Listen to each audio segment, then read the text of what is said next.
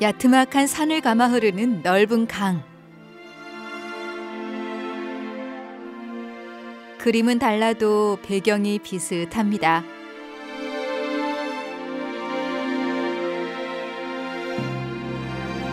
진경 산수화의 대가 겸재정선의 작품들인데요.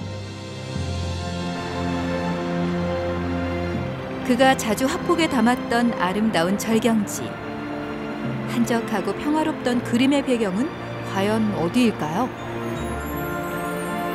일상은 잠시 내려두고 300년 전 그림 속으로 천천히 여행을 떠나봅니다.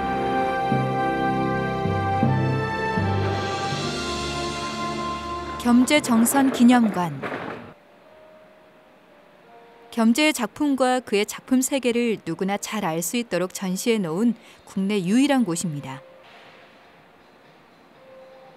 한글 창제에 세종대왕이 있다면 한국 화풍의 창시자는 겸재정선이라고 할 만큼 그는 한국 미술사에 큰 획을 그었습니다. 겸재는 현장을 중심으로 하되 자기가 보는 관점에서 음양 오행을 중심으로 한 우주론적 측면에서 그림을 그렸다는 것이고, 그렇게 그리다 보니까 자연히 어떤 실경 대상에 얽매이지 않고 작가의 자유정신이 많이 거기에 내재해 있고, 그러므로 해서 그 작품이 보다 더 자유로운 경지. 정말 겸재 작품 보면 예술가의 자유혼이라는 게 이런 거구나.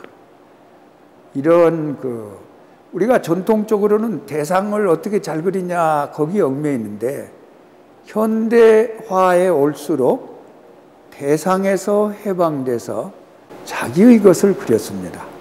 지금 여기 보시는 그림이 양화환도라는 그림인데, 양화환도란 양화진에서, 진이라는 건 나룻배죠, 배를 부른다는 그런 뜻이에요. 그러면 이게 지금의 어디쯤에 속할까? 여러분께서 아마 놀라실 거예요. 지금의 선유도는 이거보다 평면으로 이렇게 낮게 돼 있는데 왜 그 선유도가 이렇게 높은가? 겸재가 이것을 그릴 때에는 약 74m 높이의 이 선유도가 이렇게 높았습니다.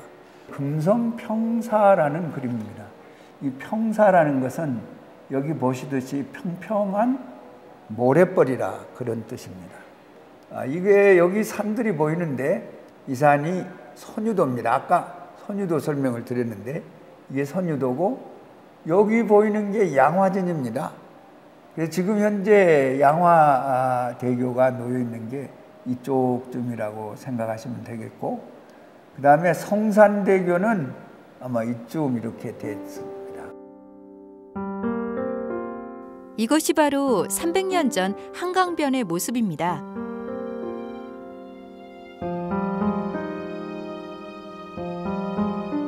은빛 모래가 유난히 아름다웠던 한강. 나룻배가 한가롭기만 한데요. 외국 사신들이 오면 꼭 들러가던 곳이기도 했습니다.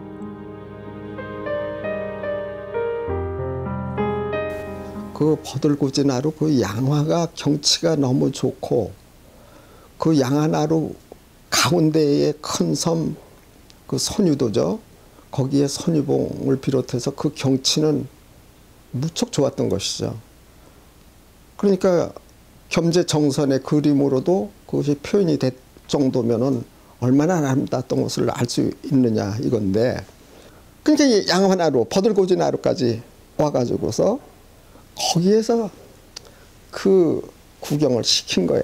그 선유봉이며 선유도의 그 섬이며 거기에서 그 멋지게 해가 넘어가는 그 해넘이 경치며 하는 등등의 경치를 그 명나라 사신을 위해서 그 물놀이를 하면서 즐겼다는 걸 봐서 경치가 무척 아름다웠다는 그런 얘기죠. 이곳의 경치가 무척 아름다워서 주변에 누각이나 정자가 참 많았다고 합니다. 풍류객들은 그곳에서 한강을 내려다보거나 한강에 배를 띄워놓고 뱃놀이를 즐겼는데요.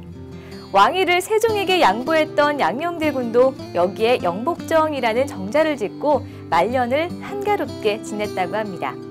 지금 이곳은 어떻게 변했을까요?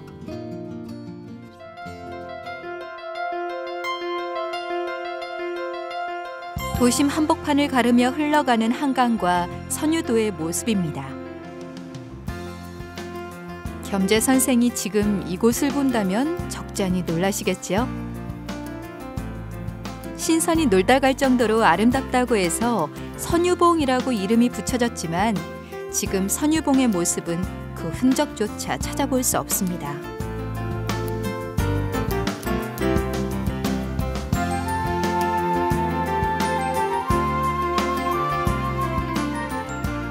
아무리 세월이 흘렀다지만 변해도 너무 변했는데요. 선유도는 왜 이런 지형이 됐을까요? 선유도 공원은 옛날에는 이게 그 양천현에 속하는 반도였습니다.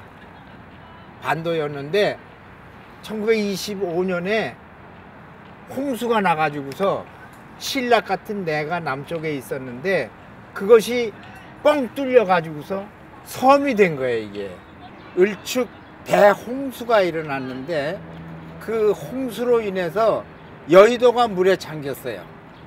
다시는 그 여의도에 비가 많이 와도 물에 잠기지 않게 하기 위해서 여의도를 그 축대를 쌌어요. 축대를 쌌는데 그 돌과 자갈과 모래를 얻기 위해서 그 이 선유봉을 일본 사람들이 선유봉을 하게 해서 돌을 얻었어요. 여기 한 45m 되는 선유봉이 이렇게 있었어요. 여기 조자리인데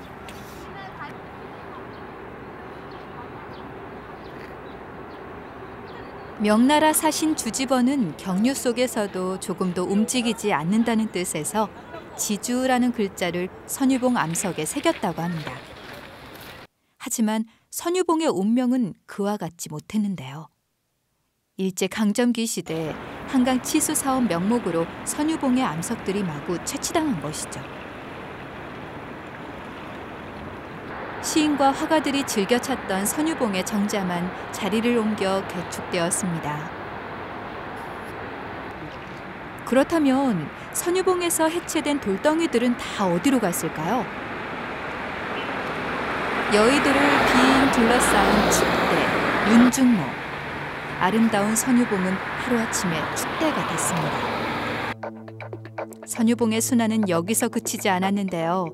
1965년 양화대교가 놓이면서 선유봉에 남아있던 작은 언덕마저 헐어버렸습니다. 그 후 서울 인구가 늘면서 대규모 정수장 시설이 필요했는데요. 1978년 선유 정수장이 세워지면서 선유도는 출입조차 쉽지 않은 곳이 됐습니다. 선유봉이 있었는지 그 옛날에는 그렇게 있었는지 몰라도 그 안에 이제 개발을 하고 여기 상수도 만들고 그래가지고 여기 들어오지를 못했지. 거기 관계자 아니면 뭐 들어올 생각도 않고 남의 공장에 들어가려고 하지도 않았고 그랬었어요.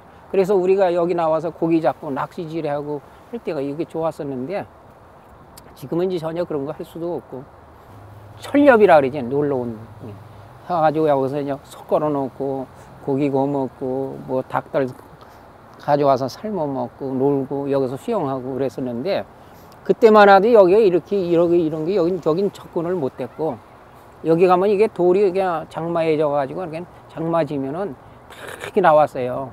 옛날에 여기 왔을 적에는요 강돌도 많고 도로가 돌이 많아가지고 주워다가 이렇게 옛날에 장독에 얹어놓고 이렇게 해서 김치 담글 때 덮어놓고 있던 돌도 있어요 지금도.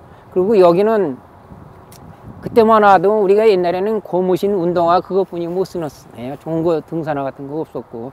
근데 요거 보면 그 돌이 삐직삐직 찔려가지고 뭐 다리들 다쳐가지고 하고 뭐 그랬었는데 신발은 고무신밖에 없는 줄 알고 살았죠. 그런데 그렇게 좋았던 그 시절인데 그거는 이제 옛날에 찾아볼 수가 없죠. 여기 들어올 수도 없고 전부 개발을 해서 이렇게 해놨으니까 뭐.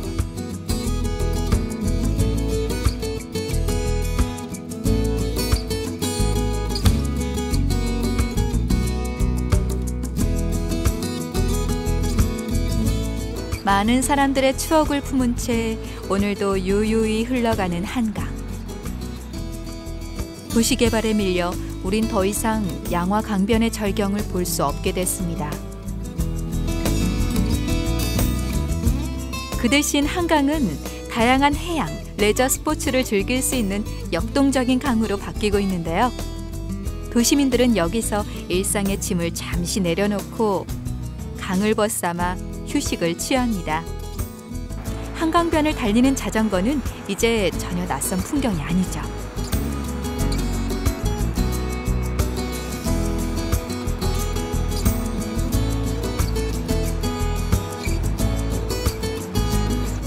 폐 정수장이었던 선유도 역시 한동안 쓰임을 고민하다가 2002년 5월 선유도 공원으로 문을 열었습니다. 도심 한복판에 있는 비밀의 정원, 연인과 함께 또 가족과 함께 나들이 코스로 인기가 많은 곳이죠. 특히 선유도 공원은 과거 정수장 건물을 재활용한 국내 최초 환경재생 생태공원인데요. 물을 테마로 했기 때문에 일명 물공원으로 불리기도 합니다. 그래서 이곳에선 환경을 정화하는 다양한 수생식물과 생태숲을 감상할 수 있고요. 선유도 이야기관과 시간의 정원 등 다양한 볼거리와 휴식 공간이 있어서 자라나는 학생들에게 유익한 생태교육 체험 학습장이 되고 있습니다. 개발의 몸살을 앓았던 선유도의 역사를 돌아보며 환경을 어떻게 보존해야 하는지도 생각해야 하는데요. 멋진 미끄럼틀은 상수도 파이프로 만든 것이고요. 정수장에서 쓰던 여러 개의 수조, 계단과 기둥 모두 그대로 남겨두었는데요. 덕분에 예산도 절감하고 선유도 공원만의 특별한 분위기도 살릴 수 있었습니다. 인간이 만든 창백한 콘크리트에 자연이 그림을 그립니다.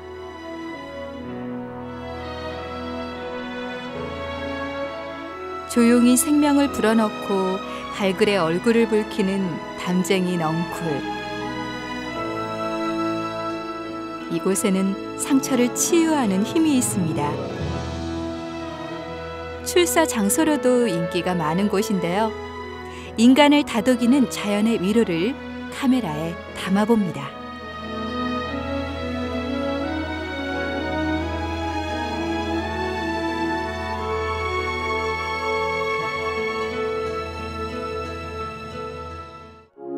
선유봉에서 바라본 해돋이, 또 달맞이가 무척 아름다웠다고 하죠.